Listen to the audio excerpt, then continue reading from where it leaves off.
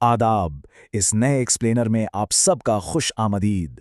आज हम एक ऐसी नबाताती दुनिया यानी प्लांट्स की दुनिया में गहराई से उतरने वाले हैं जो सच में हैरत अंगेज हकायक से भरी हुई है। देखें, जब हम कुदरत के बनाए हुए इस निज़ाम को करीब से देखते हैं तो पता चलता है कि हर पौधे की अपनी एक मुकम्मल और परफेक्ट साइंस होती है। और आज का हमारा मौजू एक ऐसी ही शानदार और ताकतवर बूटी है। तो बिना किसी देर के चलिए इस दस्तावेज के पहले हिस्से की तरफ चलते हैं।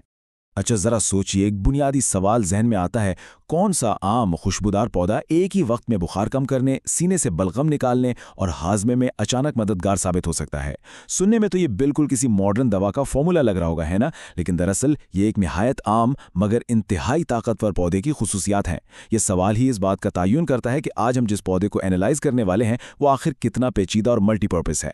तो पहले हिस्से में मिलिए रेहान से, जिसे आम जबान में होली बेसिल भी कहा जाता है। यहाँ हम इसकी मुकम्मल पहचान और तारीख समझेंगे। अब इसके नाम और पहचान को देखते हैं। इस पौधे का बोटानिकल नाम ऑसिमम सैंक्टम है और आम नाम तो जैसा मैंने बताया होली बेसिल है।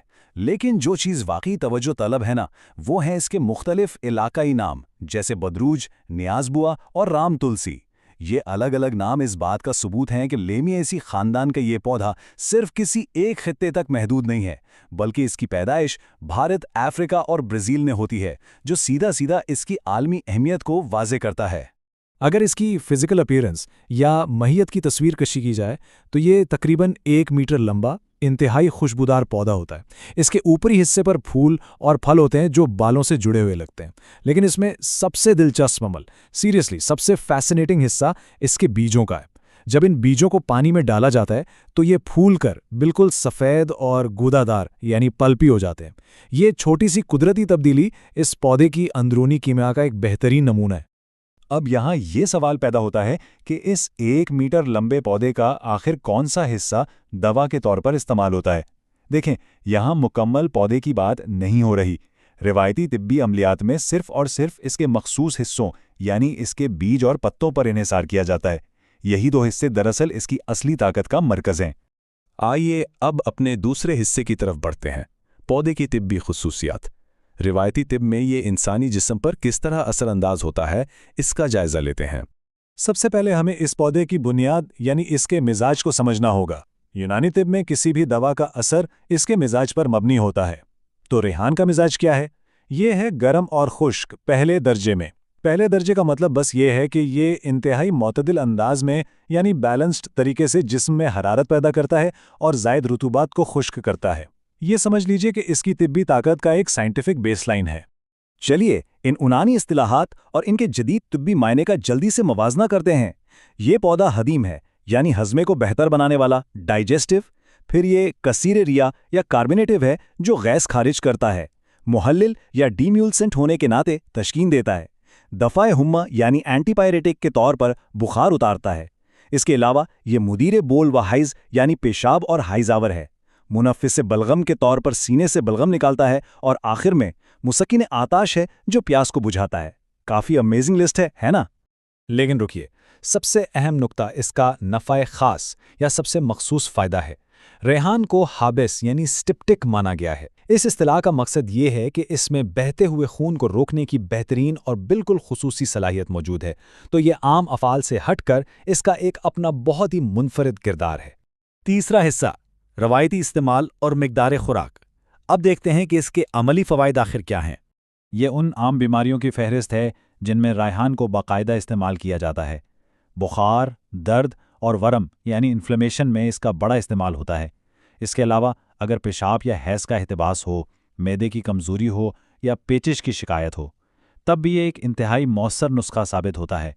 अगर गौर करें तो ये तमाम इस्तेमालात सीधा सीधा उन्हीं अफ़ाल से मुंसलिक हैं जिनकी हमने अभी थोड़ी देर पहले बात की थी। अब जैसा कि किसी भी दवा में होता है, रिवायती तिब में भी मिक़दार खुराक की अहमियत सबसे ज़्यादा होती है। रेहान के लिए ये मिक़दार 3 से 7 माशा तय की गई है।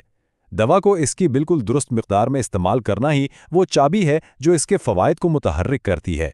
इस मिक़दार से ज़्यादा लेना या कम रखना, दोनों ही तरीके इसके असर को पूरी तरह बदल सकते हैं। तो डोसेज का ख्याल रखना एब्सोल्युटली क्रूशल है। चौथा हिस्सा, कीमियाई बनावट। روایتی نقطۂ نظر تو ہم نے دیکھ لیا، اب ذرا جدید سائنس کی طرف آتے ہیں اور اس پودے کے کیمیکل ڈی این اے کا جائزہ لیتے ہیں۔ تو آخر پردے کے پیچھے چل کیا رہا ہے؟ اس پودے کی ان تمام شاندار خصوصیات کا راز دراصل اس کے کیمیائی اجزاء میں پوشیدہ ہے، جیسے کہ اولینولک ایسڈ اور سولک ایسڈ، بیزل کیمفر اور ٹرپنٹائن۔ یہ مخصوص اور پیچیدہ کمپاؤنڈز ہی تو ہیں جو اصل میں خون روکنے، بخار کم کرنے اور ہاضمے کو بہتر بنانے جیسے زبردست اثرات پیدا کرتے ہیں۔ اور انہی خاص کیمیائی خصوصیات کی بنا پر یہ پودا صرف اکیلے ہی دوا نہیں ہے، بلکہ کئی مشہور مرکبات یعنی فیمس فارمولاز کا ایک لازمی حصہ بن چکا ہے۔ خمیرہ گوزبان سادہ اور خمیرہ ابریشم جیسی معروف روایتی ادویات میں ہولی بیسل اپنا بنیادی کردار ادا کرتا ہے۔ یہ اکیلی بات ہی اس کے مؤثر ہونے کی سب سے بڑی دلیل ہے۔ آخری حصہ احتیاطی تدابیر، مصلح اور متبادل، کیونکہ کسی بھی چیز کا علم اس کے منفی اثرات کو سمجھے بنا مکمل نہیں ہوتا ہے نا۔ اب یہ جو موازنہ ہے نا، یہ طبی طور پر انتہائی دلچسپ ہے۔ دیکھیں، ایک طرف ریحان کے مضر یعنی نقصان دہ اثرات ہیں جو کہ گردے یعنی کڈنی اور بینائی یعنی ویژن پر اثر انداز ہو سکتے ہیں، لیکن ذرا دوسری طرف قدیم طب کا کمال دیکھیے، انہوں نے اس کا مصلح یا اصلاح کرنے والا طریقہ بھی دریافت کر لیا۔ سرکہ یعنی ونیگر یا خرفہ کا استعمال ان منفی اثرات کو بالکل بیلنس کر کے بے اثر کر دیتا ہے۔ یہ واضح کرتا ہے کہ قدرتی طب میں توازن آخر کیسے قائم رکھا جاتا ہے۔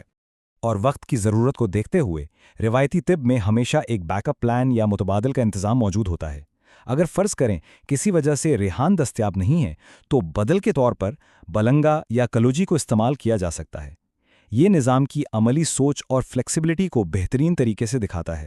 تو اب ہم اس ایکسپلینر کے آخری مرحلے تک پہنچ چکے ہیں۔